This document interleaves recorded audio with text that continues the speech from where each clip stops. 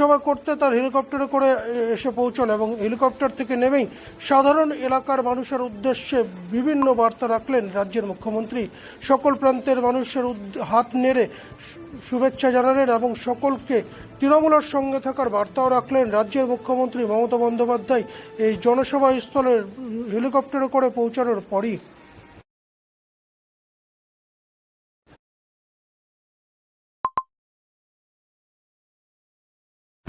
মুখ্যমন্ত্রীর জনসভাকে কেন্দ্র করে এনায়েতপুর ময়দানে হেলিকপ্টার অবতরণ করল।